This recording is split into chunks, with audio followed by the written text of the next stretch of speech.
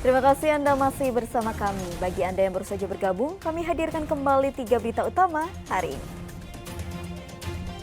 Ratusan rumah di Kecamatan Tirta Jaya, Kabupaten Karawang diterjang angin puting beliung. Wakil Gubernur Jawa Barat setuju UMP tahun 2023 naik 8%.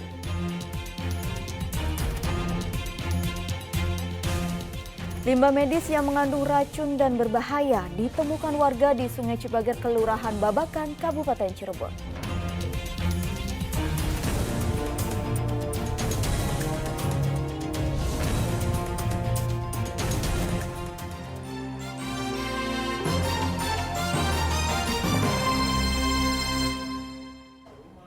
Tawuran pelajar terjadi di dua lokasi berbeda di kota Cirebon pada Kamis sore pekan lalu. Pelajar dari sejumlah SMK, SMA, dan SMP terlibat saling serang. 46 pelajar diamankan bersama 1 bilah celurit, belasan sabuk, dan 8 unit sepeda motor. Tawuran pelajar terjadi di sekitar alun-alun Kebumen, Kecamatan Lemah Wungkuk, Kota Cirebon. Belasan pelajar SMP yang menggunakan sepeda motor menyerang SMP lainnya yang berada di jalan tersebut. Saling serang dengan batu dan kayu sempat terjadi sebelum mereka kocar-kacir dibubarkan patroli petugas. Selain di Jalan Kebumen, tawuran juga terjadi di Jalan Perjuangan, Kecamatan Kesambi. Puluhan pelajar gabungan SMK SMA menyerang sekolah lainnya. Seorang pelajar terkapar dan dibawa ke rumah sakit usai menabrak warga saat kabur dari tawuran. Total ada 46 pelajar SMP, SMK, dan SMA diamankan petugas dari 2 lokasi tawuran. Petugas juga menyita 1 bilah senjata tajam jenis celurit, beserta sabuk dan 8 sepeda motor. Pelajar yang kita amankan sebanyak 46 pelajar, dan pada saat di perjuangan kami juga bisa mengamankan 1 senjata tajam berupa celurit, dan juga ada beberapa sepeda motor yang kami amankan. Ini siswa SMP sama SMK berarti ya? SMP, SMA, SMK, dan juga ada anak SD 1 orang. Untuk yang luka tadi nabrak berarti Dan? Ya, nabrak. Sementara memang dari informasi kami dapat dari petugas, yang bersangkutan hendak melarikan diri karena melihat ada polisi dan selanjutnya menabrak masyarakat.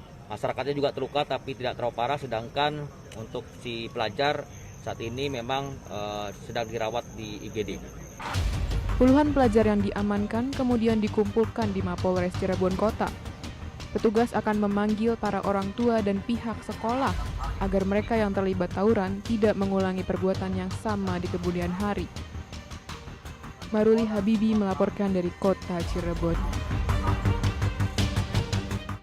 Aliansi Buruh mendatangi rumah kediaman Wakil Gubernur Jawa Barat untuk mendapatkan kejelasan kenaikan upah minimum provinsi atau UMP tahun 2023. Akhirnya pemerintah Provinsi Jawa Barat mengabulkan kenaikan UMP tahun 2023 sebesar 8%.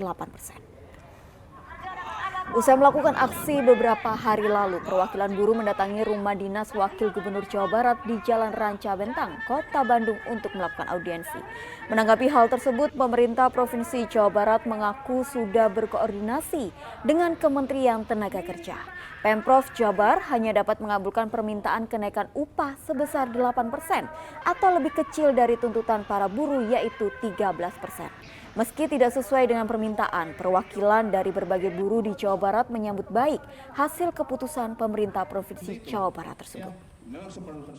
Juga jangan sampai memberatkan perusahaan, sehingga perusahaan tidak mampu membayar yang ujung-ujungnya klep dan yang lainnya. Maka kami membangun komunikasi seperti itu. Dan juga alhamdulillah pemerintah pusat sudah ada sebuah keputusan tentang kenaikan sekitar 8%. Jadi kami tidak terlalu buntu dalam membangun komunikasi dengan mereka.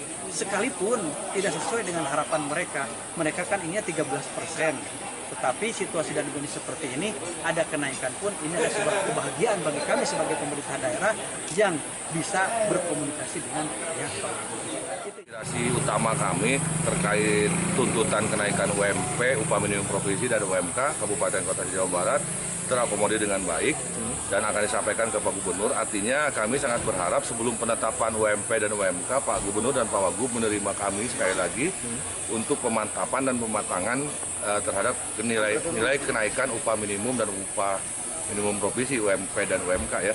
Tapi barusan Pak Kadis sudah menyampaikan clue dari perkembangan terakhir Kementerian Zoom meeting tadi pagi bahwa untuk UMP penyesuaiannya sudah di angka 8%. Artinya ini sudah angin segar buat kami, tidak lagi.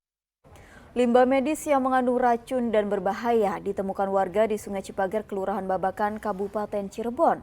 Petugas Dinas Lingkungan Hidup bersama TNI Polri tengah menyelidiki asal limbah yang seharusnya tidak boleh berada di aliran sungai. Pemandangan tak biasa terlihat di Sungai Cipager, Kecamatan Sumber, Kabupaten Cirebon. Tumpukan limbah medis berserakan di aliran sungai. Limbah medis jenis suntikan, selang infus berdarah, dan wadah obat kaca ditemukan dan membuat geger warga Kelurahan Babakan. Petugas Dinas Lingkungan Hidup bersama aparat keamanan langsung menginvestigasi dari mana asal limbah kategori B3 atau bahan berbahaya dan beracun ini. Karena dari kepolisian juga kan turun akan ditelusuri siapa yang membuang limbah B3 ini. Sejauh ini indikasinya Pak, kalau melihat dengan jumlah yang banyak, jenis barang yang dibuang, melihat jumlahnya banyak ya lumayan banyak ya, 3 karung kecil itu. Ini mungkin paling tinggi prediksi saya ya.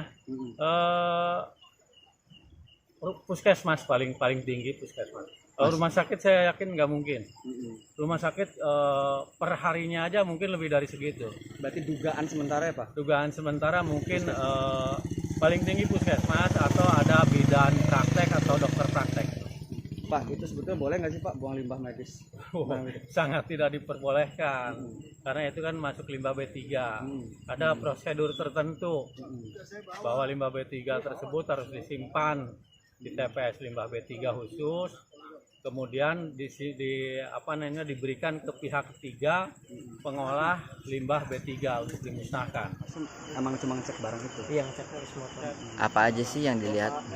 Itu pasti sih bekas suntikan bekas. Terus? Suntikan bekas sama bekas infus juga. Ada darahnya masih? Ada. Di selangnya? Di selang infusnya masih ada. Jarum suntiknya masih ada? Masih ada. Banyak nggak pertama kali temuin? Banyak. Banyak. Iya, saya juga. Terus Itu posisinya gimana? Berantakan. Semuanya berantakan ya. Limbah bahan berbahaya dan beracun dikumpulkan dan petugas memastikan aliran sungai sudah steril dari barang-barang medis bekas pakai tersebut. Maruli Habibi melaporkan dari Kabupaten Cirebon.